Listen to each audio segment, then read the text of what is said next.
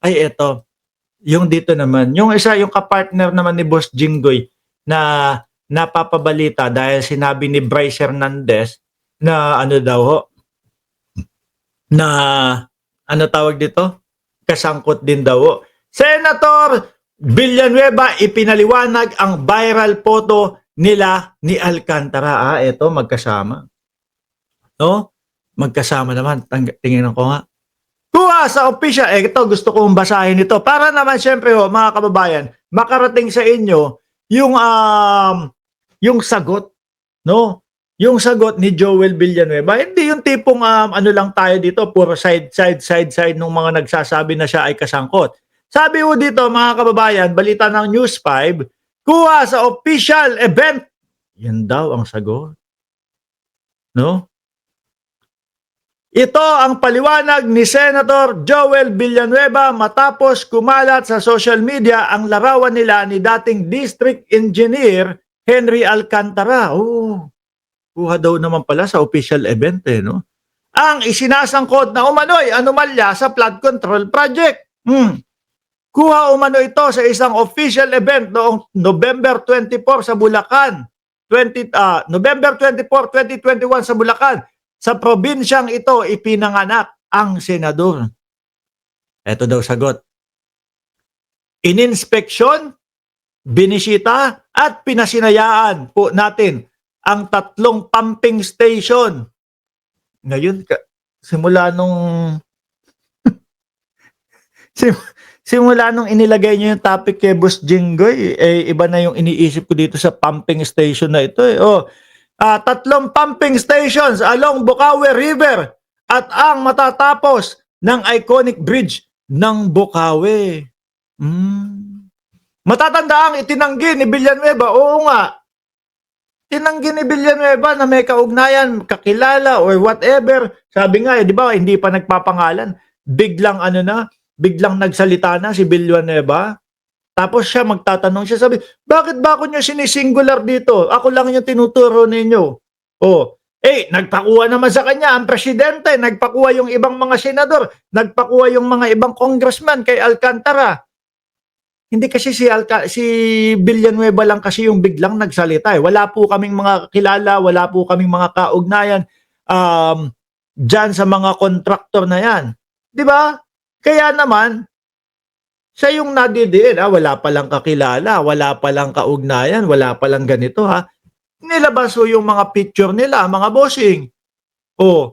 Di ba? Nilabas ngayon yung mga picture nila, mga kababayan. Tapos eto pa, dagdag sa sakit ng ulo ni Boss Jewel. Yung sinasabi ni Bryce Hernandez doon sa Kongreso. Meron din nung resibo. Nandoon din ho yung mga pag-uusap daw di umano ni Boss Joel, no? At nung sino ba yon? Kung sino yung kausap nandun, mga kababayan. May mga resibo Kaya nga sabi natin mga bossing, kung sino man ang kung sino man ang dapat maging state witness, tingin ko yung nandoon sa kulungan ngayon. Kesa sa mga diskaya, si Bryce Hernandez. Kasi nakikipag-cooperate Nakikipag-cooperate tapos kapag naglabas ng mga pangalan, pag sinabi, Boss Jinggoy, Boss Joel, may kasamang mga text message, may kasamang mga picture. Kay Boss Jinggoy nga, di ba? Pati yung picture ni ni Alcantara at ni Boss Jinggoy, inilabas din, naipakita din. Yung mga diskaya mga kababayan, pag sinabi ganito, eto Congressman Marcelino Teodoro, Congressman, ganito, yung isang congressman naglabas nung kanyang resibo. Ito po resibo namin, dinadawit ako niyang mga diskaya na yan.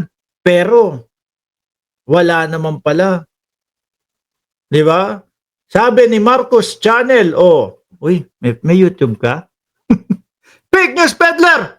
Sabi mo, hindi mananalo si Marcoleta. Paano pa kami maniniwala mahina pala utak ng mga DDS. Sinabi ko yun, syempre, natural, bago mag-eleksyon.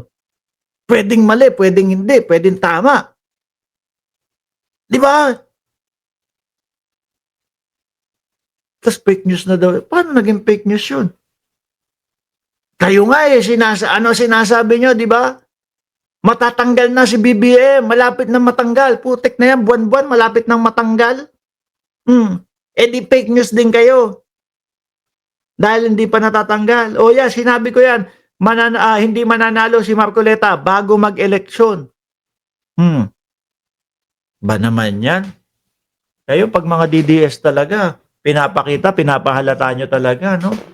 Na mahina ang inyong kukote. Tapos ang ibabalandra mo, yung anak mo. O nandyan, yung mukha ng anak mo. Ano yan? Para yung anak mo ang mabash namin. Para yung anak mo, yung birahin, mabardagol. Wag ganyan, boss. No, kawawa yung bata. Babardagol ka, ipabalandra mo yung anak mo. Wag ganyan. Di ba? Kayo, mga kababayan, kunyari, babardagol kayo. Magsasalita kayo ng ganyan. Ilagay nyo yung mga mukha ninyo. Wag yung ipansasanggalang ninyo yung mga mukha ng anak ninyo. Kawawa. Alisin ko na nga ito. Kawawa, boss. No, itinatago mo yung tapang mo. Tapos, yung anak mo ang ibabalandra mo dyan. Nakakahiya naman. Wag. No? Tayo pong mga magulang, wag po nating ibalandra. Kung gusto nyo po ng bardagulan, ilagay nyo po yung mukha ninyo.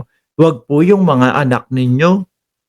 Para para kapag ka bumalik, rumesback, hindi akong tatay ang babalikan, yung anak ko ang babalikan. Nante na pa mga DDS, oh.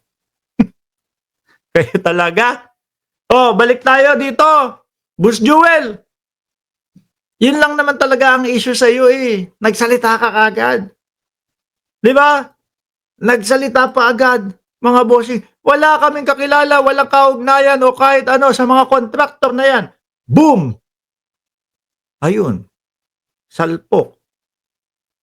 Diba? In-inspection, binisita at pinasinayaan po natin ang 3 pumping station. Ano yun? Paano yun?